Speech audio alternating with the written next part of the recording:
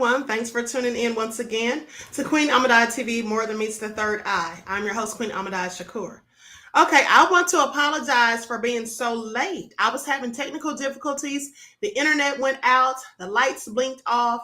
It was a whole mess. I had to restart everything. Okay? All right, so let's get ready to get into it. Everyone, please get those likes up. Make sure you like, and share the videos. Y'all know they have all of my channels shadow banned, okay? Don't forget to follow me on Instagram at Dr._A_Shakur, also on TikTok at Dr. A Shakur, and Twitter at DGoddess27. Hey, Silent D, Mr. Hotel, I am Joy is in the house. Shalvit Israel is here. All right, Kenyetta Juju B is in the house. Okay, so let's get ready to get it started. Hey, Claudette, beloved. Hey, Laverne, Pearly, Nessa G. Okay, so I have a PowerPoint presentation. We're going to be talking about some of the things, the properties and the different things that pine cones symbolize. Okay, not just the pineal gland, but some other things, and how ancient cultures also, believed in the power and the magic properties of the pine cones. So let's get into it. Hey, Ladybug, Emperor Rex is in the house. All right, I'm going to share my screen. Here we go.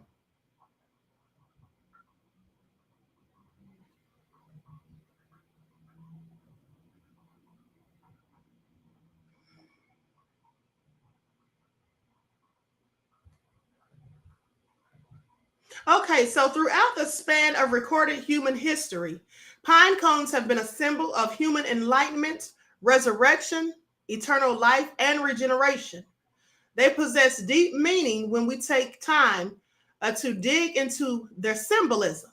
And I want you also to pay attention because the same things that historically pine cones have represented also are said of the pineal gland. The pineal gland represents enlightenment, resurrection, eternal life, and regeneration. When you think about the Christ within energy that I've told you about, that's when your body is able to regenerate. When you can, make completely new blood after you raise that energy. So it stands for the same thing as the pineal gland. Now, the historical things that pine cones are associated with are some of the same things with the pineal gland.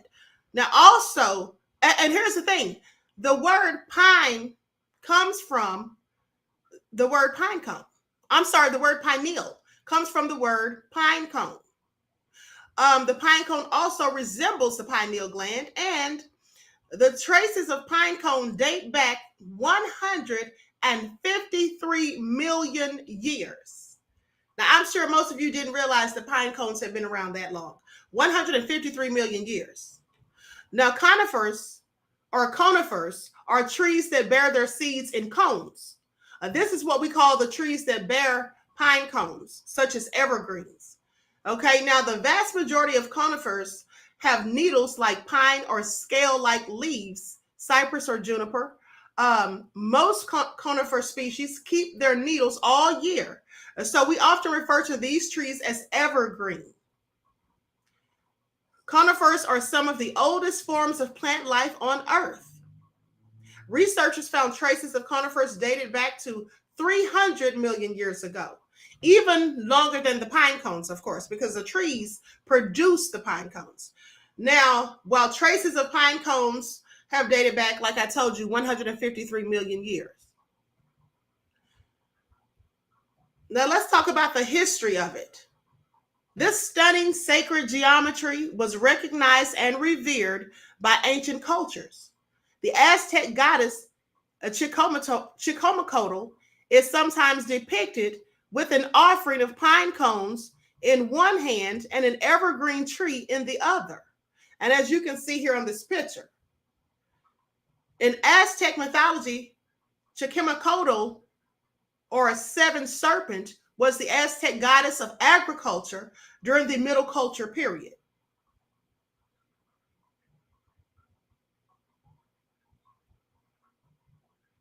Hindu deities are also often depicted holding a pine cone in an outstretched hand. And as you can see here, there is clearly a pine cone.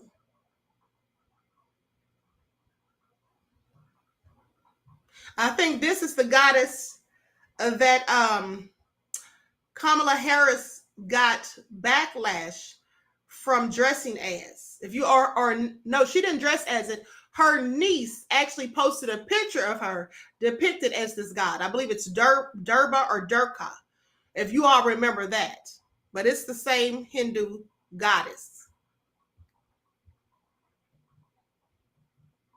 The Egyptian staff of Assur in 1224 BC depicts two swirling snakes rising up to meet at a pine cone, as you can see right here.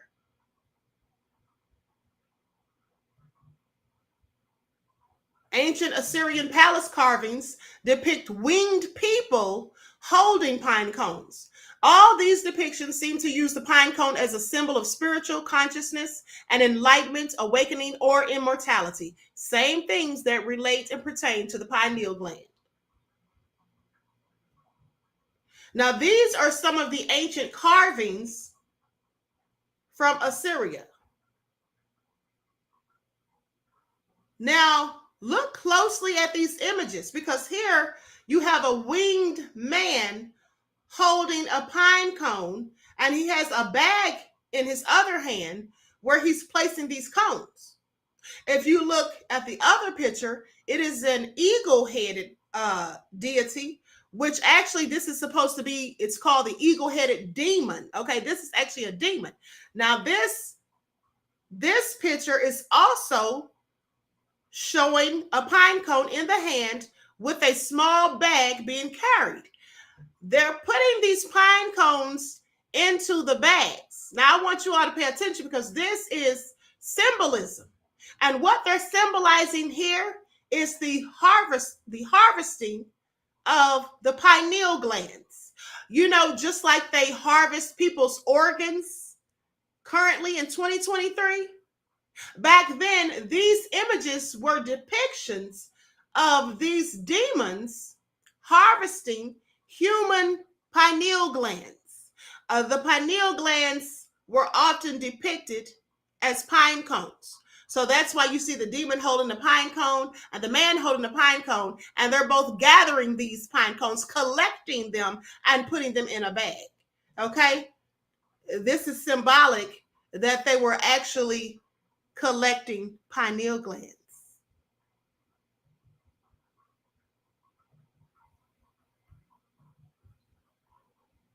Likes up, everyone, please. Don't forget to like and share. Thank you in advance, beloveds. Now, for the Celts, pine cones represented regeneration and were used as a fertility charm. They would place them under their pillows at night. The ancient Romans associated pine cones with the goddess of love, Venus. And as you can see here, Venus has pine cones also. Speaking of Rome, the Catholic Church uses the pine cone in its iconography as well. This is a pine cone carved into there is a pine cone carved into the holy staff that the Pope carries during his religious ceremonies. And you can see it right here. Some say that that's actually supposed to also represent a pineal gland. Okay?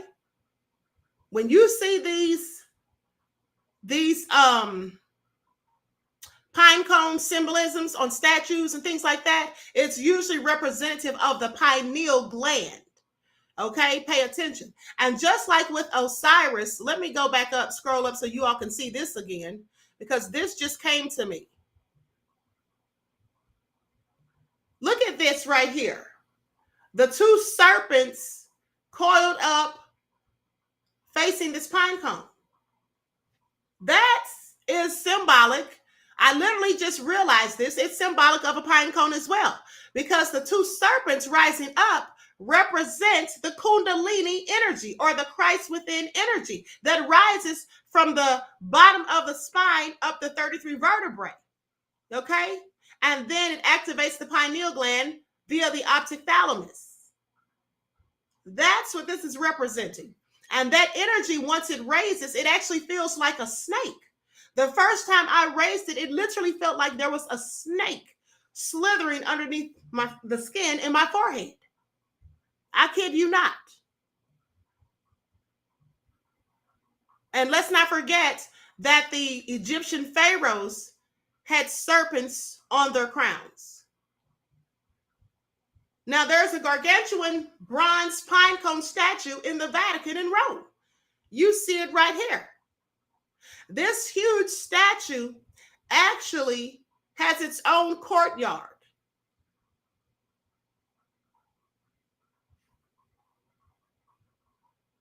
There you see it. Now, why do they have these pine cones everywhere? And so, golden spiral, golden ratio, and Fibonacci sequence. Let's talk about that.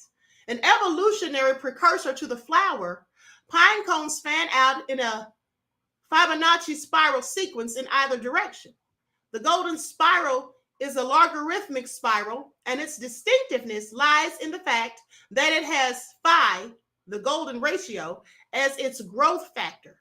So for each quarter turn the spiral makes, it gets wider or away from the origin by a factor of phi.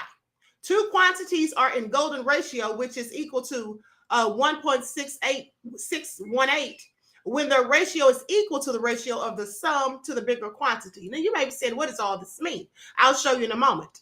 This golden spiral and golden ratio are found everywhere in nature, and the growth pattern of leaves and flowers to the spirals, they're found in the patterns of leaves and flowers to the spirals of galaxies. Okay, let me show you what I'm talking about. Here it is right here. If you look at this one at the bottom, this is the logarithmic spiral. Okay, this is a drawing of it, like a geometric figure. But when you look at a seashell, you see the same thing.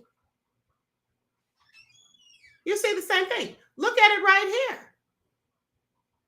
When you see the move of the currents in the ocean, if you look at a cyclone, a tornado, you see it. And even here, you see it in the universe. That's not an accident.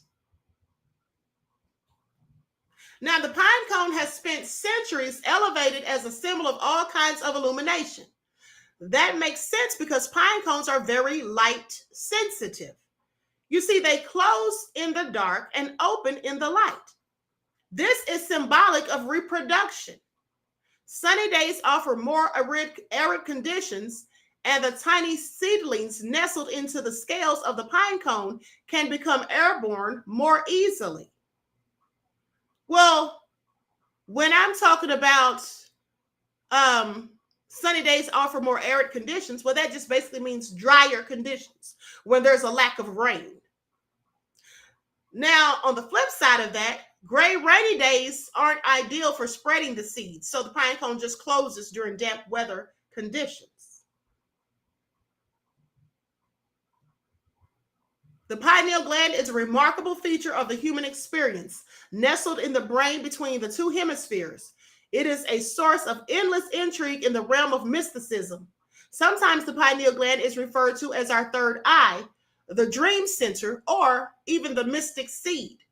And interesting that they would call it the mystic seed, because I told you that when the energy or the oil is secreted from the colostrum and it travels down the 33 vertebrae of the spine, going down towards the solar plexus to pick up that energy, it stops at the sacral plexus and picks up a seed and then carries it back up. Now, that seed is, metaphorically referred to as the baby Jesus. When they tell the story of Jesus being born in a manger in Bethlehem, that's where they get that from. They're talking about the seed that is picked up by this energy. The pineal gland is shaped very much like the pine cone and lies at the center of our brain and is intimately linked to our body's perception of light. So just like the pine cone opens and closes depending on the light, so does the pineal gland. The pineal modulates our wake-sleep patterns and circadian rhythms by secreting melatonin. When you raise the Christ within Kundalini or the Kundalini energy, you are illuminated on the inside. Remember how I told you once the energy rises up, touches the optic thalamus, then you're illuminated on the inside. And that's why they say, you have been enlightened. A light bulb just came on in my head. It also says in the Bible, if thy eye be single, thy body is full of light. Pine cones have magical aspects for prosperity, protection, and healing, as well as cleansing. You can burn pine cones or pine needles and sap from pine cones to cleanse your home and environment. It works like sage. Burning pine cones or needles in your fireplace supposedly summons protective energy. Pine cones are also said to ward off evil. Some people actually hang pine reeds on their front doors. Some hang the reeds over their bed to prevent illness or nightmares. Pine needles are great for tea because the needles are loaded with vitamins, specifically and especially vitamin C. Okay, the pine needles have loads of vitamin C. They also have anti-immunogenic and antioxidant properties, and pine needle tea is also used to treat colds. The specific one that they use to treat colds is the pine needle decoct.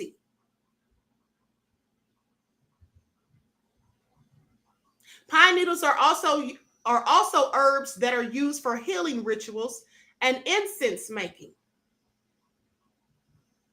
Some theorize that Eve took a pine cone from the tree of life rather than an apple, because it doesn't say anything about an apple in the book of Genesis. That's just something they said. And also, for those of you who have Apple devices, that apple on there, that logo with the apple with a bite missing from it, that's what they're talking about. That's referring back to Eve taking the bite of the apple, which, like I said, it doesn't even specifically say an apple in the book of Genesis. Now, this is why they think pine cones are often pictured with serpents, like with Asur or Osiris' staff. Because this is what some people think. I'm not saying this is true, but this is just what some people theorize, that it was actually a pine cone. If you believe that story, I actually think it's an allegory. But if you do believe that story, well, some people say that it wasn't an apple, it was a pine cone. And that's why you see these depictions of the pine cones with the serpents. It's totally fascinating that both the pine cone and the pineal gland not only look like each other, but are also light sensitive, light and light affected structures.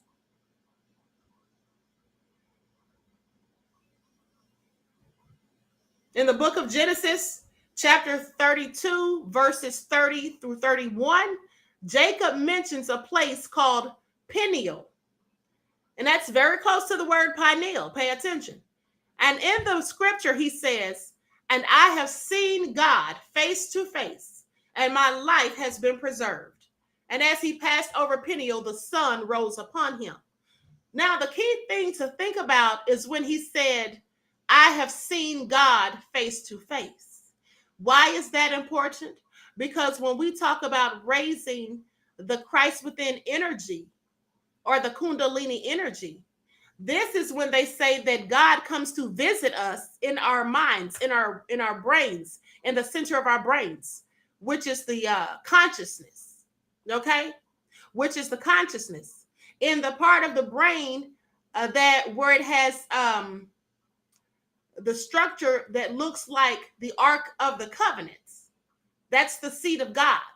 And so they say that when we raise this energy, that God literally comes to visit us within ourselves as we rise into this higher stage of consciousness. And so when he says, I have met God face to face, that's symbolic of that. And also pay attention to where he says, and my life has been preserved. Because when you raise the Christ within energy or the Kundalini, whichever you choose to call it, you actually are preserving your life because your body is being regenerated. All of the old toxic blood is replaced with new rejuvenated blood. So just pay attention to that. Everyone, please get the likes up. Please like and share. Thank you, beloveds. Please like and share. So Yafu says, this is good, Queen. Keep going, sis. Thank you, beloved. Thank you. So does anyone have any questions, comments, or snide remarks? Do I need to drop the link for someone to ask anything? Let me know. This was a brief live because I have much work to do. I'm sorry you all had to wait so long. Sorry for the inconvenience. But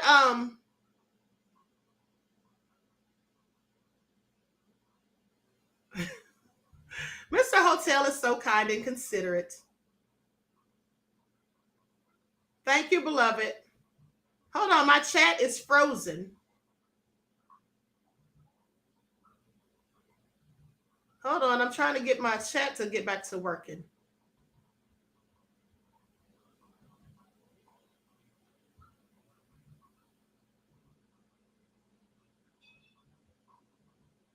Okay. I see Claudette. Hold on, let me see. Let me see if I can type something here to get it moving.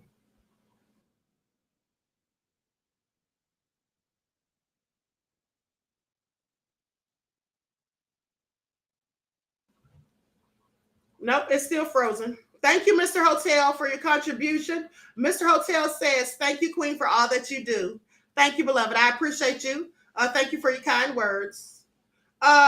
Desmond says, you're the best. Thank you, Desmond, for your kind words, beloved. Okay. Atira says, well worth waiting, Queen. Thank you, beloved. Juju says, love you to life. I love you, Ray Black. Okay.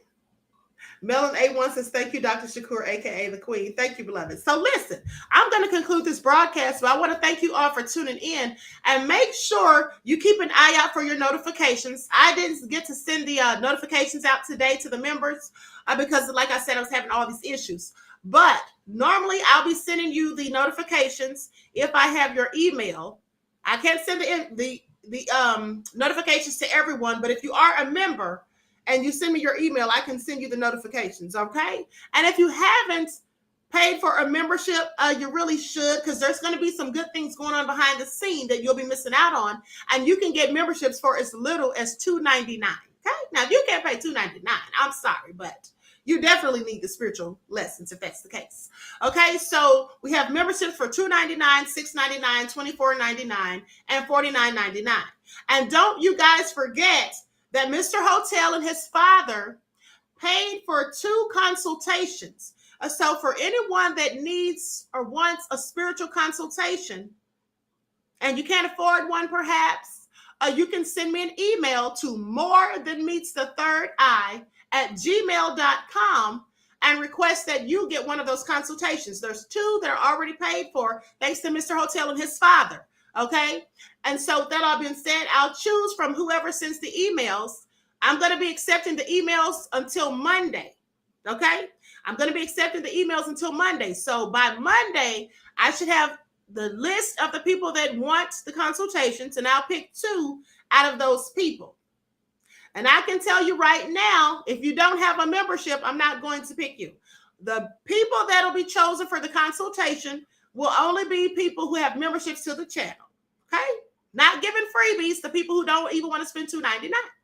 I mean, just think about all those free ebooks I gave you guys for months. Okay? And so, with that all being said, Reggie says, Queen, I have a question. Okay, Reggie, would you like me to drop the link, or you want to ask your question via the chat, beloved?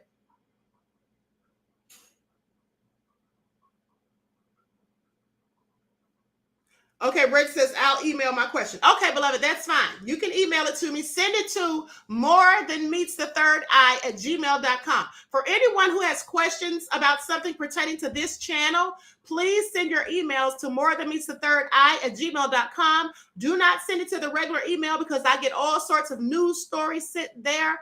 All sorts of information comes in there, and it's like really overloaded, and I don't even get to see all of those emails. Okay, so please send it here.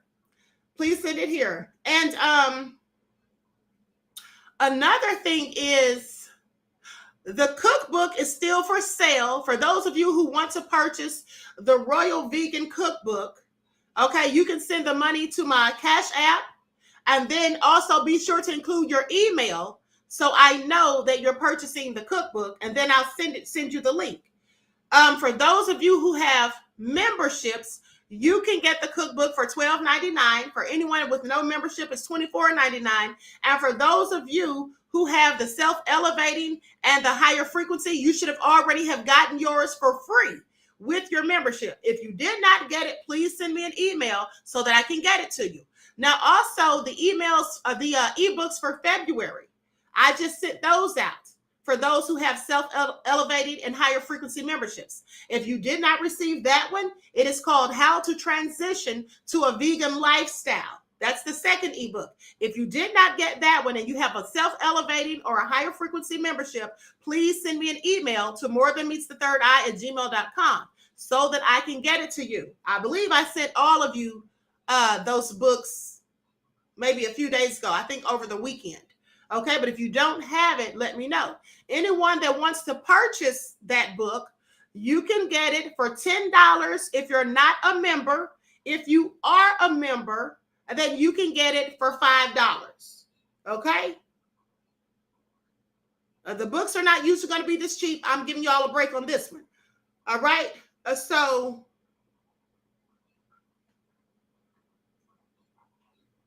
hold on. I'm reading the comments. Terry says, I got mine. Thank you, Queen. You're welcome, beloved. Absolutely. Thank you. It's best paired with the transition book, says Kenyatta. I absolutely agree. Thank you, beloved.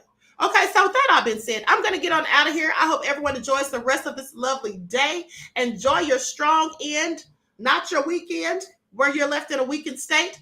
Do something productive, constructive, but never destructive. Always remember to keep the Most High first in your lives. Be sure to say your positive affirmations upon yourself, your children, grandchildren, your spouses, loved ones, and all of that. Don't speak negatively. And don't allow people to take you out of character. When people try to purposely, provoke you into anger, when they try to push your buttons, flip the script on them. Don't allow them to steal your joy, because that's absolutely what they tried to do. Okay? And don't get caught in petty back and forths with people who are irrelevant in your life, who serve no purpose nor meaning to you. Just keep it moving, because some people are psyche vampires. And all they want to do, beloveds, is drain you of your energy and leave you feeling depleted and low vibrational like they are. With that all been said, each one teach one. That's how we grow and thrive. And I will talk to you all again soon. Peace.